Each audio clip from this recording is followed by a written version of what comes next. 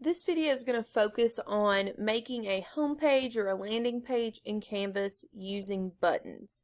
Now there are tons of button creator options and things like that. I'm just going to use DaButton today. It's pretty quick and easy to use, but you're welcome to use any button maker, or you can even use other images. So if that's what you want to use, either way, it's your home page.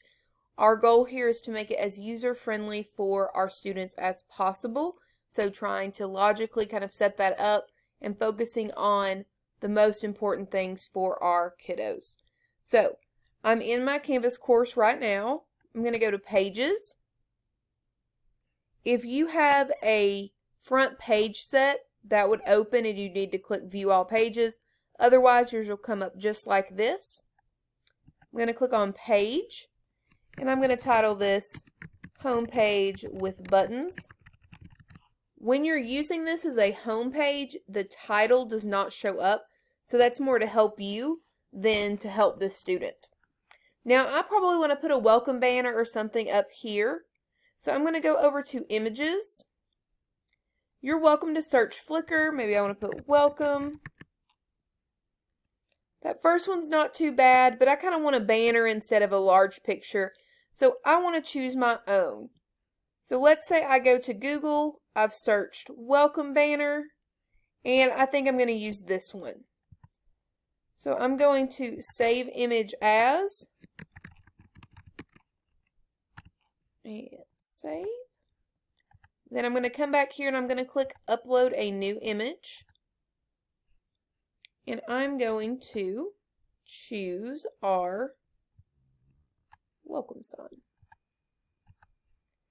Alternative text is where if a student uses a screen reader, as they roll over that image, that's what it's going to read out to them. So I'm going to just put welcome to our class because that's what I would want it to say. Now you may not have a student that uses a screen reader right now, but if you go ahead and put in this alternative text as you add pictures to your course, as you copy those in the future, you will not have to worry about them being able to use their screen reader. I'm just going to leave this in general course files because it's just a general picture. So I'm going to go ahead and click upload. And that picture shows up on my screen. I want to make sure that when the students see it, it's centered. So even though it takes up my whole screen, I'm going to go ahead and push centered. And then I'm going to go ahead and push enter so I'm on my next spot. Now the next thing I need to decide is what buttons do I want. So what are my most important things? So for this example, I'm going to put our current module. I'm going to put the contact info for me, the teacher. I'm going to put the link for our book.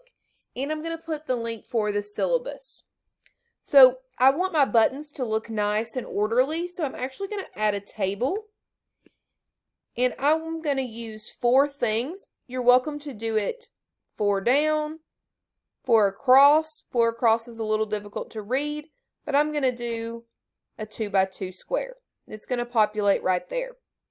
Now we need to make our buttons, or you need to find your images that we're going to use in here. So for us, I just said we're going to use DaButton.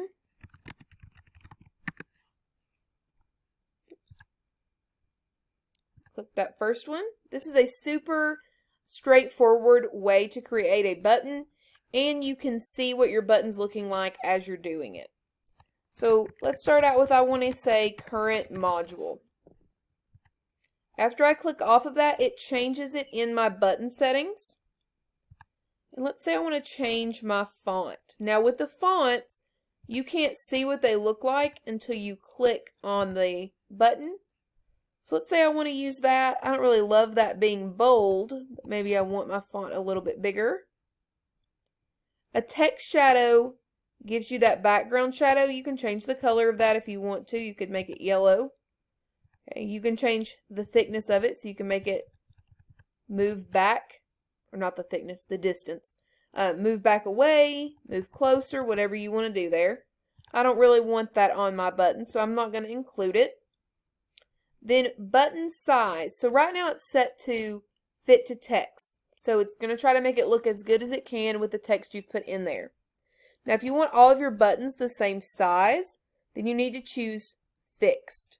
So maybe I'm going to do 225. Let's see how that looks. Maybe a little bigger. So maybe we're going to do 235. That looks pretty good. If you're setting your own size, then you need to know what your longest module name, or sorry, your longest button name is, and use that for your very first button. So just in case contact info is a little longer, I'm going to bump that to, let's just do 250. That'll be easy. And I want my button a little bit longer, so maybe I'm going to change this to 60. That looks good. So now I'm done looking at this side, unless I want to change my color on my font. So now let's look over here. We have two options. This is a rounded rectangle, or you can have those fully curved sides. Sometimes I let my picture above kind of decide which ones I want, and I think for this one, I am going to choose rounded rectangle. Now, you can choose to make the corners more square, or you can choose to make them more rounded. It's totally up to you, whatever your preference is. For your background right now, it's set as unicolored, which is just one color. You can choose where it's two colors and it splits it, and you have two color options right here. And then simple gradient and pyramid gradient are still two colors, but it kind of changes the look of your button. So I'm probably just going to try to pull some colors from here. So I'm just going to do the single color option. Now I need to pick my color. So I'm going to look up here, and maybe I want to do a turquoise color. Now you have some options. So you can use something like a color system, and on here choose what color you would like. So let's say I'm doing a turquoisey color, and I want that color. It tells you right up here what the code is. You can just copy that, and then when you click down here, you can paste it, and it changes your color. Now you do not have to do that. Those color selects default settings are right here, or you can move and use this just like I just did on here. Totally up to you. You can also, for things like the color picker, it gives you related colors that you may want to use, and it kind of looks like several of these are also what's in here, so we may take advantage of those. So now that I have made that part, I have some other options. I can do a bubble effect, which rounds this out. I can put a border on it, which I can change the color and the thickness of the border. I don't think I want a border. And I can put a shadow on it. So I think maybe I want a shadow. We'll do 5. Leave it that gray color. Now once I'm seeing this, I kind of think maybe I want my button to have gray text on it. Yeah, I like that better for this one. So now that I have that, I'm ready to go. I'm just going to download that button. I'm going to come back over here. I'm going to put my cursor where I want that button. So I'm just going to put it right there at the first one. Now we're still in images. I'm going to click upload a new image. And that button is in my downloads. So I'm going to click that button, say OK. And I'm going to put in my alternative text current module, because that's what I want it to tell whoever is going to use a screen reader. I click upload. It's going to put that in my module. Now I'm going to go ahead and center this because I want them kind of in the middle of my page. So now I'm done with my current module. So then you're going to go back. You're going to leave pretty much everything else here, but you're going to change this to, maybe I'm going to say contact info.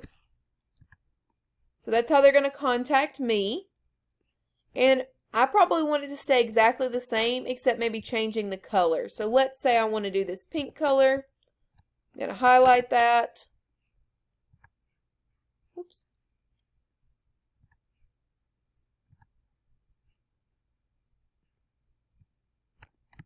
Paste that number. Whoops. I just copied everything, didn't I? Yeah. Click OK. I like it. Download it. Same process.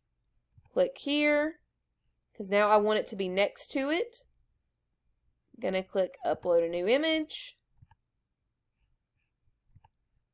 Okay. And I want that to say contact info for my alternative text. Upload. And then I'm going to center that as well. Now I'm going to do the same thing for the other two buttons. So I've made my buttons now, and I just now need to highlight that. I want my current module, so I'm going to click on links, click down on modules. Let's say I'm doing the week of September 17th. So I'm going to go down till I find that current module, and I'm just going to click on it, and now that is linked to that module. No copying or anything necessary. Now say I need to do my contact info. Well, my contact info is in a Google Doc. So for me to do that, I'm going to click share.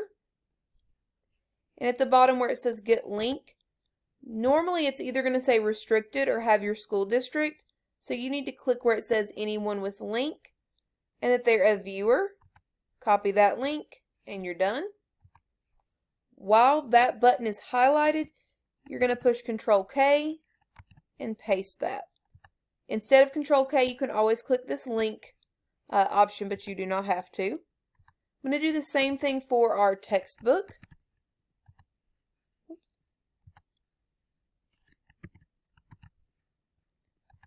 So those are good. Now for your syllabus, let's say that you want your syllabus to be linked to a specific file. If you have that file already, you can scroll through until you find it, just like we did with the module. So there's the chemistry syllabus. If you don't have that yet, then you just click upload a new file and go through that file upload process. So I'm going to click our chemistry syllabus there, and then I'm good to go. So I'm going to go ahead and save it to see what this looks like. Not bad, I like that look, but maybe you want to get rid of these lines.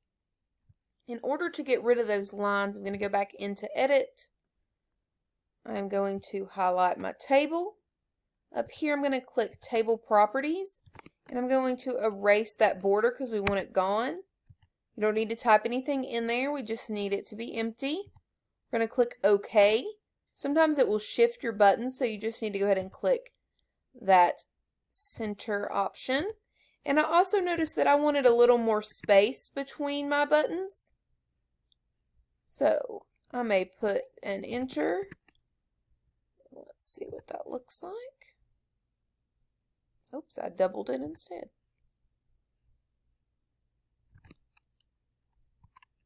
There we go.